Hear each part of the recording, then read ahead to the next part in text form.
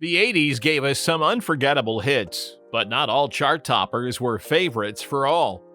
From Chicago's Look Away to Phil Collins' A Groovy Kind of Love, some number one songs now divide opinions. Why do these once loved tracks now make us cringe? Join us as we look at the 15 most hated number one songs of the 80s we can't stand. Called me up this morning, told me about the new love you found. Look Away by Chicago, released in 1988, was a big commercial hit, but faced criticism. Written by Diane Warren, it reached number one on the Billboard Hot 100 for 2 weeks. Despite this success, many listeners felt it was too sentimental and lacked the emotional depth it tried to convey. The lyrics, about heartbreak and moving on, were seen as predictable and not very creative. The production, typical of late 1980s power ballads, was seen as too repetitive. Critics pointed out that the heavy use of synthesizers and dramatic changes in keys made it sound outdated. Bill Champlin's singing, while skilled, lacked the emotion needed to make the song stand out. Fans of Chicago's older music, known for its strong brass sections, were disappointed by the shift to a more mainstream pop style. Does Chicago's shift disappoint, or is the next hit tougher?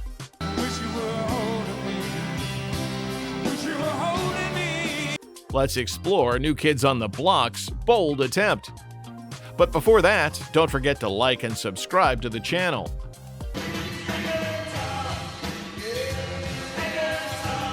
Hangin' Tough by New Kids on the Block, released in 1989, was successful but received criticism.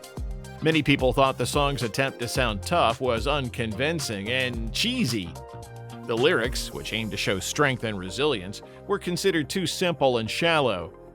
The production, influenced by pop and dance rock trends of the late 1980s, was seen as overproduced.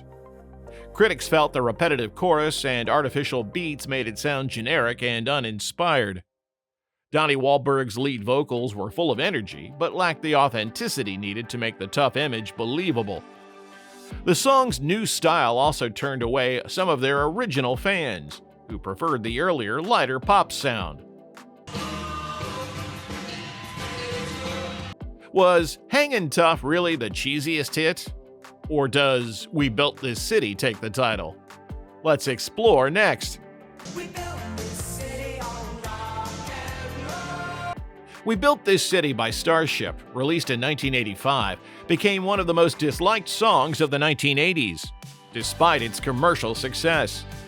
Critics and listeners criticized the song for its polished production and lack of true emotion. The lyrics, which were meant to celebrate rock music, were seen as hypocritical and too focused on commercialism.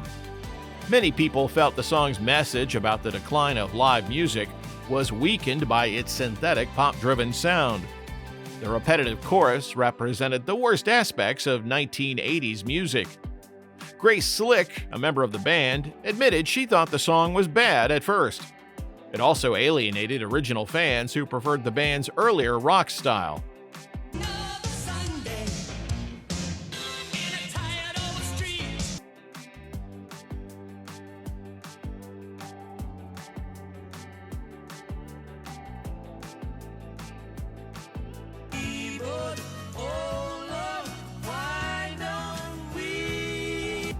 Ebony and Ivory by Paul McCartney and Stevie Wonder, released in 1982, was popular at first, but received a lot of criticism. The song aimed to promote racial harmony, but many listeners felt its message was too simple and preached too much. Critics said the lyrics, although well-meaning, seemed shallow and lacked depth. The production, typical of early 1980s pop music, was considered too smooth and didn't feel emotional. The repetitive chorus made it sound outdated and cheesy. Despite the star power of McCartney and Wonder, their vocals lacked the passion needed to express this serious message. In 2007, BBC Six Music listeners voted it the worst duet in history, and Blender magazine listed it among the worst songs of all time. Was Ebony and Ivory truly the worst duet ever? Or does Rock Me Amadeus bring its own unique controversy? Let's explore the next song's dramatic story.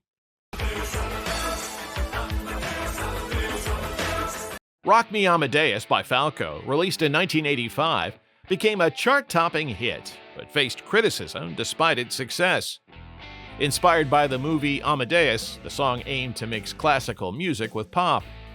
Many people found this combination awkward and too theatrical. The lyrics, mostly in German, were difficult for English-speaking listeners to understand and connect with. The production, typical of the 1980s synth-pop style, lacked emotional depth. Critics argued that the repetitive beat and dramatic style made the song sound cheesy and outdated. Falco's unique vocal performance was seen as not deep enough to make the song truly impactful. Despite its attempt to blend styles, the song's over-the-top style made it a target of mockery.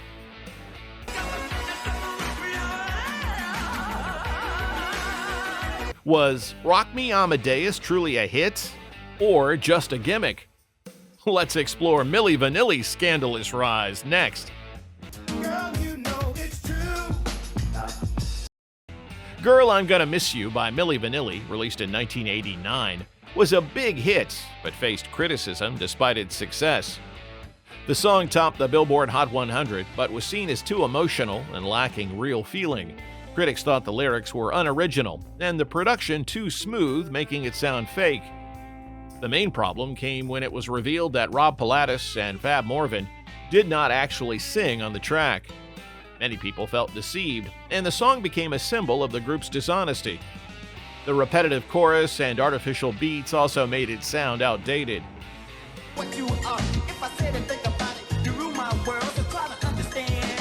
Milli Vanilli faced criticism for their fake performance, but did Billy Joel's iconic song meet the same fate?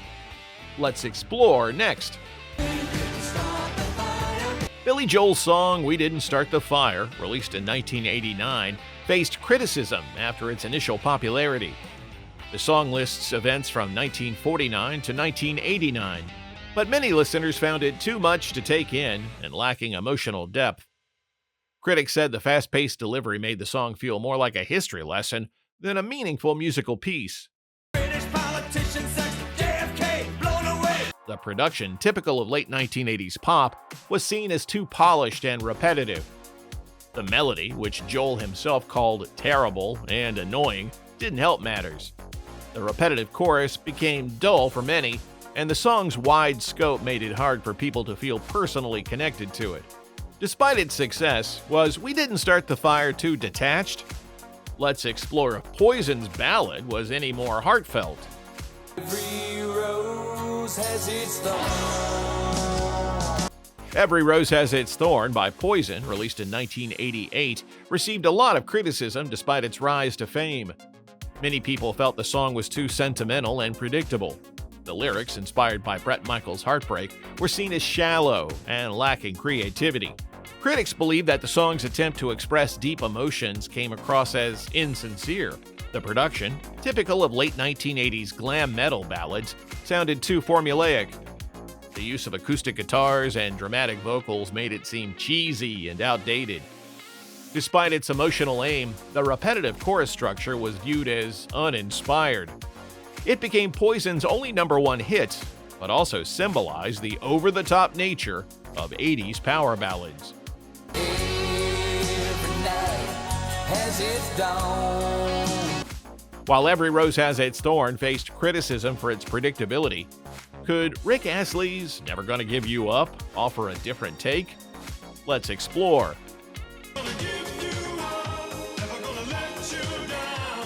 Never Gonna Give You Up by Rick Astley, released in 1987, gained popularity but created a wide range of opinions.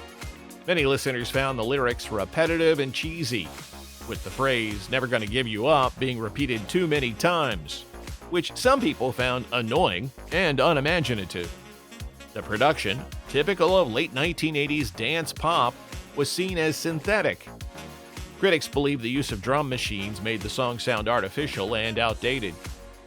Rick Astley's deep voice, while unique, lacked the emotional depth that some felt the song needed. The song became infamous through the Rickrolling internet meme, which led it to being overplayed and associated with the prank.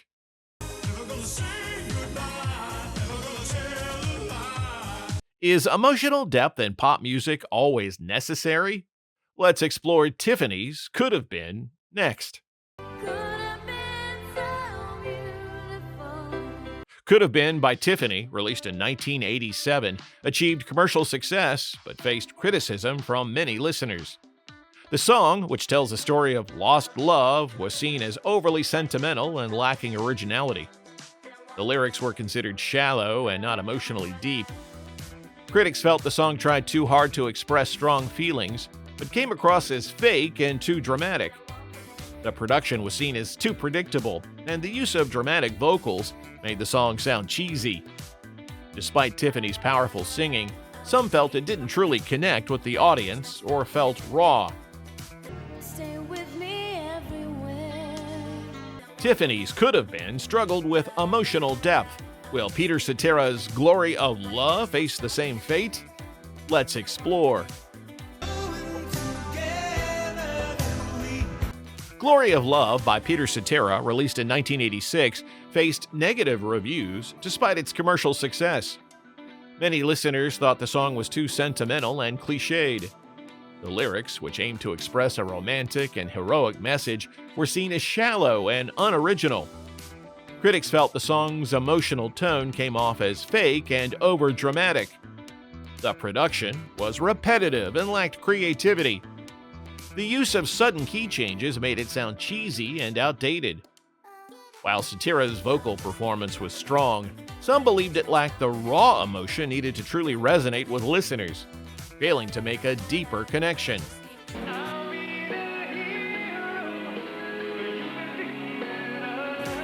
Was the criticism of Glory of Love deserved? Let's explore Steve Miller's Abracadabra next.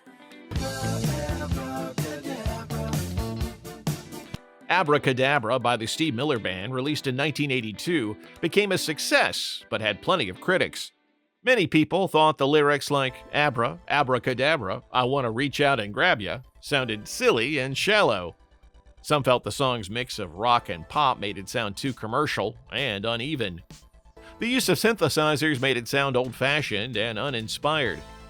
Even though Steve Miller sang well, some believed the song lacked the emotional depth to truly connect. The track also marked a big change from the band's previous, more creative music, turning off some longtime fans. I wanna reach out and grab you. Did Abracadabra fall short of emotional depth? Let's explore Air Supply's The One That You Love. Here I am, the one that you love. Air Supply's The One That You Love, which topped the charts in 1981, had mixed reviews after its commercial success. Many listeners found the song overly sentimental, with lyrics like, now the night has gone, now the night has gone away, which felt overly dramatic and corny. Critics argued that the track relied too much on its soft rock formula, making it predictable and lacking originality. Its sweeping orchestration and theatrical delivery seemed more suited for a soap opera than a chart-topping hit. While some appreciated the duo's harmonies, others saw their overly emotional performances as sappy. The song's syrupy style made it an easy target for those who disliked overly polished, radio-friendly ballads. It's all up to you. Did the overly sentimental nature of The One That You Love foreshadow a similar fate for other ballads? Let's explore Sheriff's When I'm With You.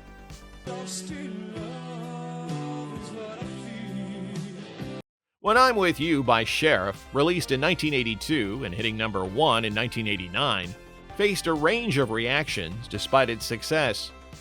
While some appreciated its romantic theme, others found it overly sentimental and cliché, with lyrics like, I get chills, baby, when I'm with you. Being criticized for lacking originality. The song's slow tempo and overly polished production felt generic and uninspired to many listeners. Critics pointed out that its overly dramatic delivery made it feel more like a parody of love ballads than a genuine expression. Additionally, the sudden resurgence of this track years after its initial release baffled audiences, who questioned its relevance in the evolving music scene of the late 1980s. Did Phil Collins' version fall into the same trap? Let's explore. Phil Collins' A Groovy Kind of Love, released in 1988, hit number 1 but faced backlash for being overly sentimental and bland. The song, a cover of a 1960s hit by the Mindbenders, lacked the energy and innovation fans expected from Collins. Critics described it as dull and overly polished, with little of the raw emotion that characterized his earlier hits. The soft rock ballad, filled with synthesizers, felt overly formulaic and dated, blending into the sea of generic love songs from the 1980s. Many listeners believed Collins' version stripped away the charm of the original, making it feel mechanical rather than heartfelt, leaving some fans disappointed with its overly safe approach. And there you have it, the 15 most hated number 1 songs of the 80s that sparked debates and divided listeners. Which of these tracks do you think deserve the backlash? Or do you secretly enjoy any of them? Let us know in the comments. Don't forget to like, share, and subscribe.